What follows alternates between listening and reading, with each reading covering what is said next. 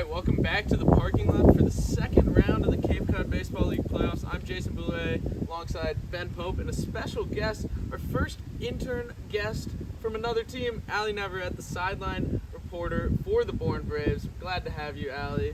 But before we get to your Bourne Braves, whatever, let's talk about what the Harbor Hawks did in the first round against the Falmouth Commodores. They swept the Commodores in 2 games, winning the first game by a large margin, 13-6, and then the second game, great comebacks, 9-7 to take the series and get to the second round. Ben, what did you see from that first series? Well, I mean, it was all about offense for Hyannis. That was pretty much our calling card the entire season, putting up 22 runs in 2 games.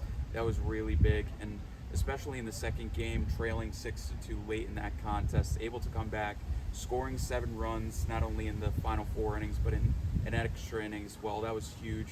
And even though starts were a little bit spotty from the starting pitching staff that we got in our first 2 games, hopefully that's able to rebound here tonight.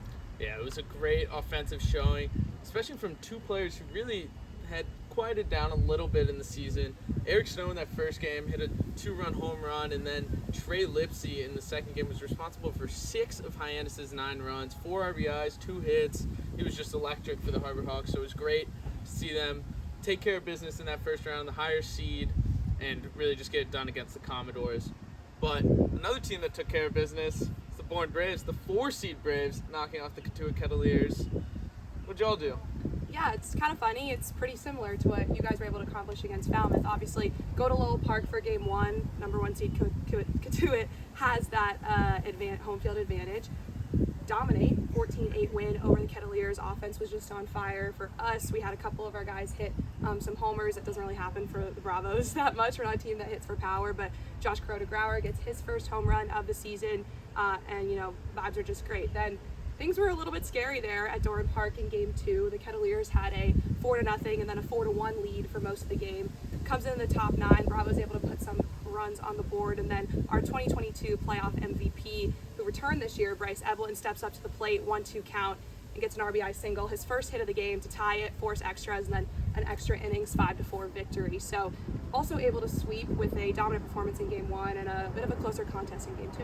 Yeah, so exciting stuff in that first round of the playoffs.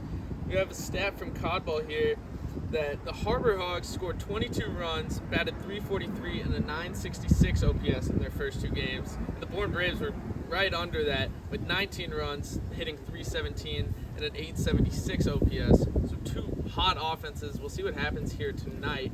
This is a rematch of last year's West Division Finals, so a little extra on the table here. Ben, you have our starting pitchers tonight. Who we got? Yeah, so matchup for tonight, we've got Tristan Smith taking the mound for the Bourne Braves, and it'll be taking on Zach Volker here for the Hyannis Harbor Hawks, coming off kind of a tough outing his last time out against Orleans, giving up 5 runs in 4 innings, but overall he's been pretty solid, winning his previous 3 decisions, really doing a good job here. He's been also giving length. He's pitched at least 4 innings in all of his previous 4 starts, so hoping to give that once again tonight, but with a rested pen. Hopefully he's able to give some length and give a lead over to the bullpen as well. Yeah, Volker's had some moments where he's really shined this season. Hopefully the bright lights of the playoffs here tonight will really kick him into gear. But because we have Ally here from the Braves, Ally, what can you tell us about Tristan? Tristan Smith has been phenomenal this season. He ended last week as Cape League Player of the Week, Pitcher of the Week, He had a phenomenal performance in our win over the Gatemen at Polar Park, the Woo Sox field over in Worcester. He has performed very well at McKeon Park as well. You guys might recall the fog out game that we had in July. He went 5 innings, I believe, scoreless for you guys. We were up 4-0. Our bullpen struggled a bit in that one, and you guys ultimately came out with the win and an early ending. But he was phenomenal. Tristan is just really impressive. Just finished a great freshman year at Clemson. I know his parents are going to be at the game tonight, so a little bit of pressure for him. But I think Scott Landers managed our bullpen really well across the last 2 games against Cotuit. Only used 6 pitchers total, and I think they were really excited to be able to get game 2 in that win and not have to put Tristan in a game 3. He'll be looking to go the distance here, hopefully see 5, maybe 6 from him. We haven't seen that yet in this game against you guys. Well, I hope the Harbor Hawks knock him out early, a lot of runs, score early, score often, but, that's just me. Let's see, I think we can swing into our player of the game. Wait, we have a lineup. I forgot we have the lineup. It's a rarity here on the parking lot preview. Today's especially special because we don't have positions, but we know where everyone's batting. And we could guess, but journalistic integrity tells me don't do that. But leading off for the Harbor Hawks tonight, we got Zach Earhart, followed by John Gazdar, who's been great through these playoffs, very consistent. Then we have Cam Smith, who won the other day Outstanding Pro Prospect Award from the Cape League, and if you watched him at all this season, you know why.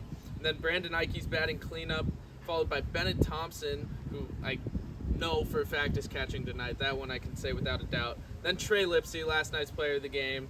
And Eric Snow, who was the player of the game the day before. Then Will Taylor batting 8th, and Elijah Hainline rounding it out, and Volker on the mound. But with that, let's get our previews, our player of the game predictions going. Ben, who you got?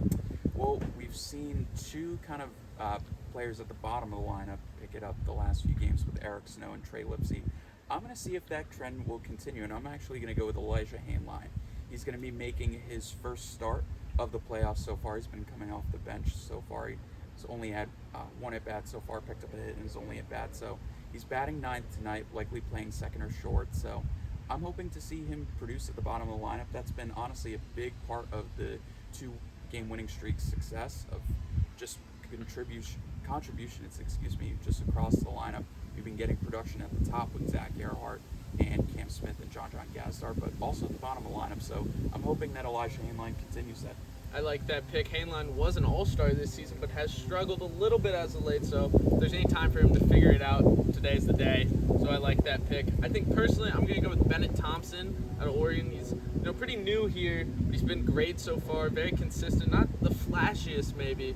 He provides great defense behind the plate, just puts the bat on the ball, and I think tonight he'll continue to do that. So that's who I'm going with. Allie, because we have you here, you want to give us a player of the game pick from your Bourne Braves? Yes, I will do that. I already mentioned him, but I've got to go with Bryce Eblin. You mentioned how Hainline's struggled a bit since the All-Star break. For Bryce, it was the complete opposite. He got here in late June, returning after being a playoff MVP for Bourne last year when they won their ring. And he struggled a bit at the beginning, and then ever since being named an All-Star, since that All-Star break, he has just been absolutely phenomenal. He's on a multi-game hit streak. He knows how to win. Obviously, it showed in that game against Katuitt. He steps up to the plate in the top of the ninth, 2 outs on the board, a 1-2 count for him. Hasn't had a hit all game, and he gets that RBI single to tie things up for the Bravos. So he knows how to come up clutch in big moments. He's always hitting. Like to see a bit more power from him today. He's not most consistent when it comes to extra base hits. We haven't seen an Ebbs homer either this season, but in terms of consistency at the plate and leadership too, you gotta go with Bryce Eblin. Okay, sure. If you say so, I hope you get that wildly wrong. But that's it for us here in the parking lot. The Hyannis Harbor Hawks taking on the Bourne Braves tonight, 6 p.m. Watch it on YouTube, and go Hawks. Go Hawks. Go Bravos. No.